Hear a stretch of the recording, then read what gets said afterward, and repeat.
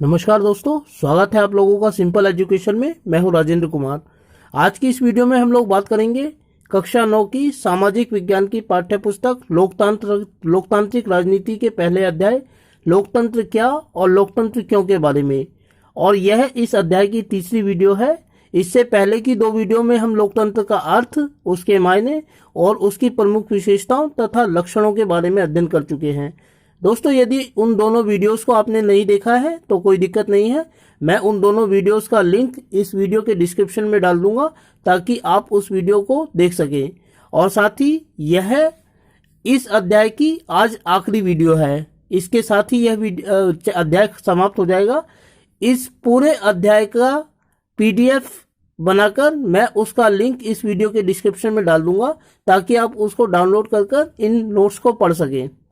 दोस्तों, वीडियो को शुरू करने से पहले मैं आप लोगों से अनुरोध करना चाहूँगा कि आप वीडियो को शुरू से लेकर अंत तक देखें ताकि आप इस कंटेंट को समझ सकें।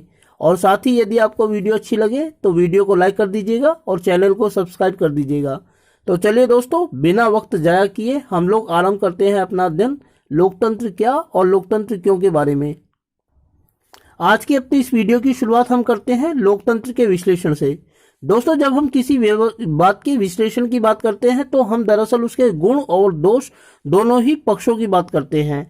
तो आज की इस वीडियो में हम लोकतंत्र के प्रमुख गुण तथा दोषों के ऊपर दृष्टिपात करेंगे। पहले हम देखेंगे कि लोकतंत्र के प्रमुख दोष क्या क्या है, अर्थात इसमें क्या कमियां हैं। दोस्तों, लोकतंत्र की पहली कमी यह है कि इसमें स्थायित्व का अभाव होता है।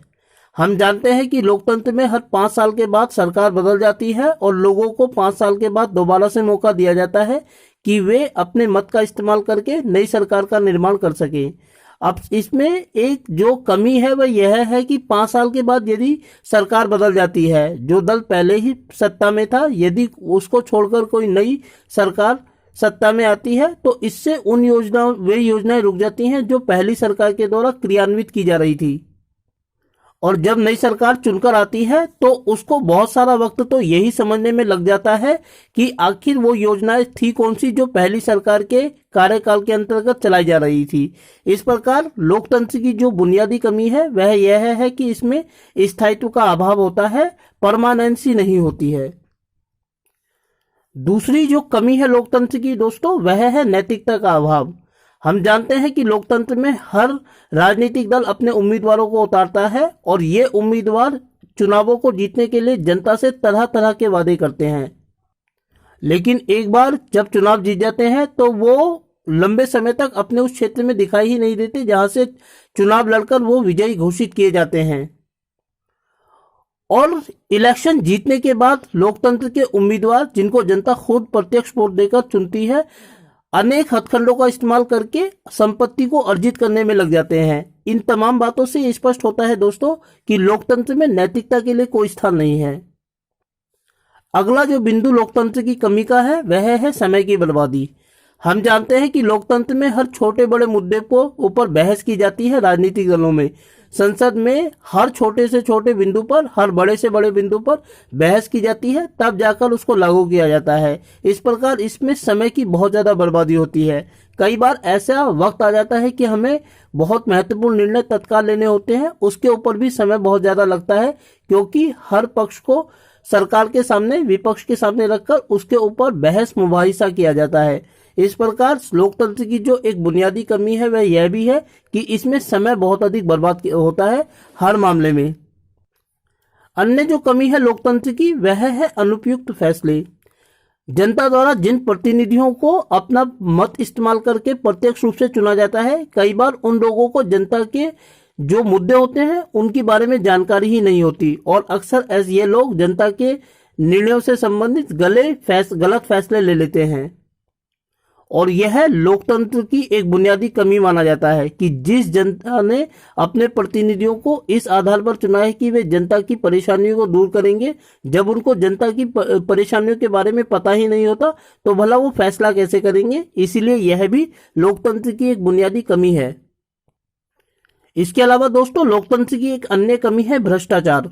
हम जानते हैं कि लोकतंत्र में जो भी उम्मीदवार चुनाव में उतरता है चुनाव लड़ने के लिए, वह चुनावों को जीतने के लिए अपनी पूरी ताकत झोंक देता है।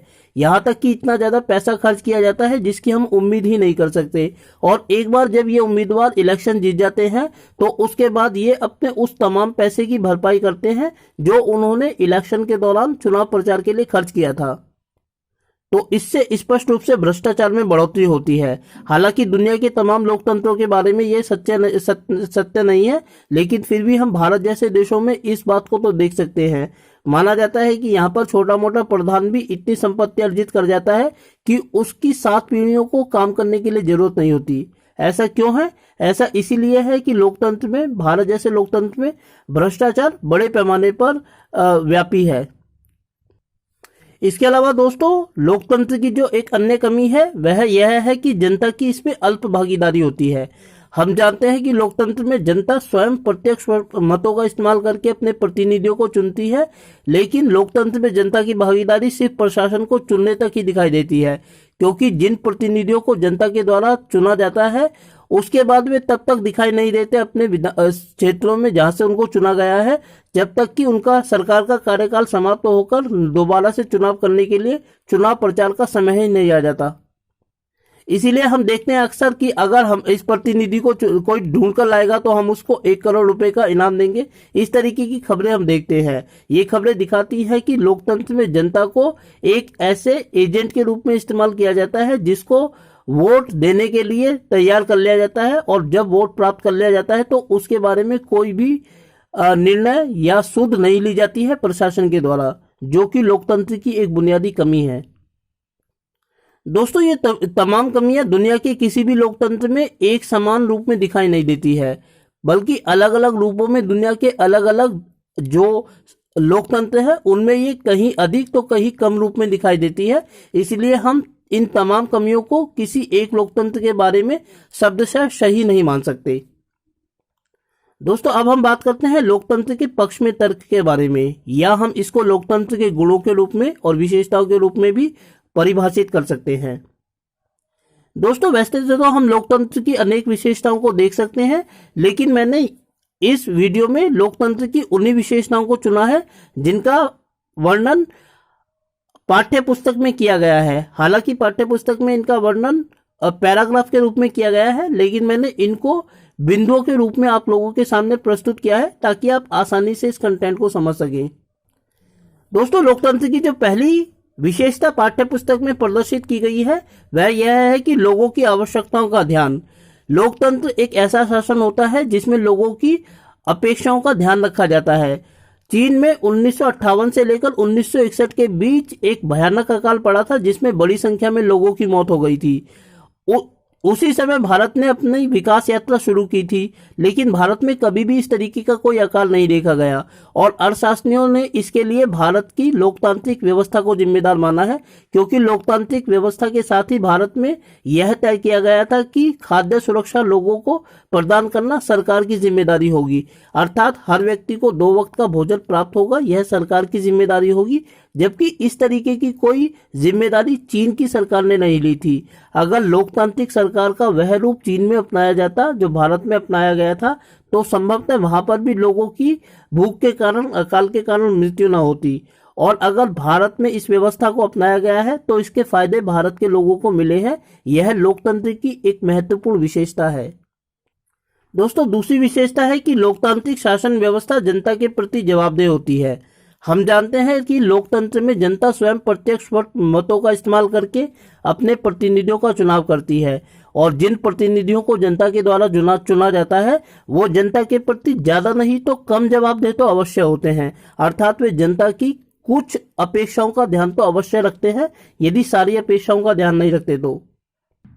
इसके अलावा लोकतंत्र की एक दूसरी विशेषता है विपक्ष की भूमिका। दोस्तों, लोकतंत्र की एक महत्वपूर्ण विशेषता है कि यदि कोई दल बहुमत से भी सरकार बनाने में सफल हो जाता है तो इसका मतलब यह नहीं है कि वह मनमानी कर पाएगा।